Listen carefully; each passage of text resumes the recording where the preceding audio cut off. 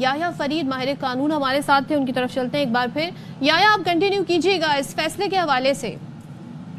देखिए, ये फैसला जो है, ये जितना एविडेंस इस केस के अंदर सामने आया था, जिस तरीके से, देखिए इसमें मल्टीपल स्टेजेस है जिसके ऊपर मिस यूज ऑफ अथॉरिटी नजर आती है, मिस अप्रोप्रिएशन नजर आती है।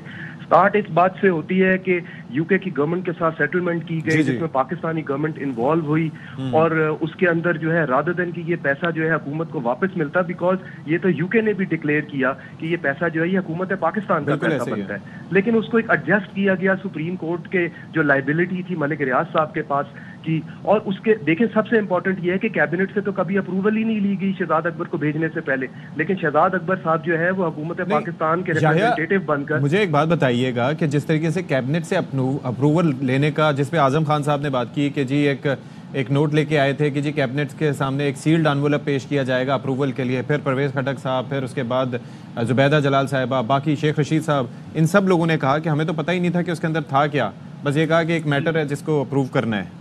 ऐसा होता है अप्रूवल? जी देखिए सर, दो चीजें हैं। पहली बात तो ये है कि शहजाद अकबर को भेजने से पहले सबसे पहले चाहिए था कैबिनेट को कि कैबिनेट फैसला करती, इसके ऊपर डिस्कशन करती और डिबेट करती, लेकिन कैबिनेट को लूप में लिए बगैर ही पहले तो एनसीए के साथ सेटलमेंट कर ली गई।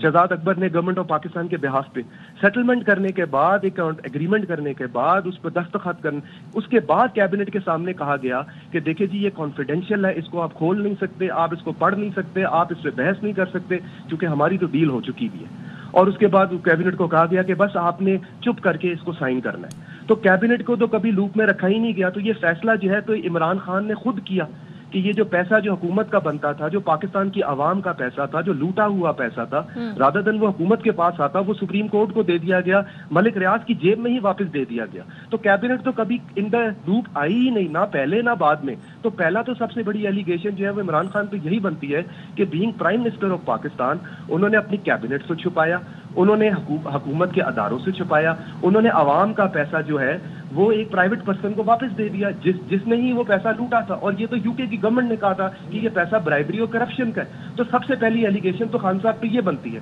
दूसरी बात ये है कि ये सारा जो अलकादर ट्रस्ट बनाया गया और उस अलकादर ट्रस्ट के ये ट्रस्टी बन गए और उसके बाद इनको 490 एक कनाल की जमीन जो है वो ट्रांसफर की जा रही है। वो ट्रांसफर करने की ना कोई रीजन है, ना कोई इसके लॉजिक है, ना उसका पैसा दिया गया, ना कुछ दिया गया। फिर घड़ियां और ये सब कुछ, ये क्लियर कट जो है ये कनेक्शन डेवलप करता है कि ये मिस अप्रोप्रिएशन जो की गई इमरान खान ने। आपसे मजीद भी बात करेंगे याह्या, बहुत शुक्रिया।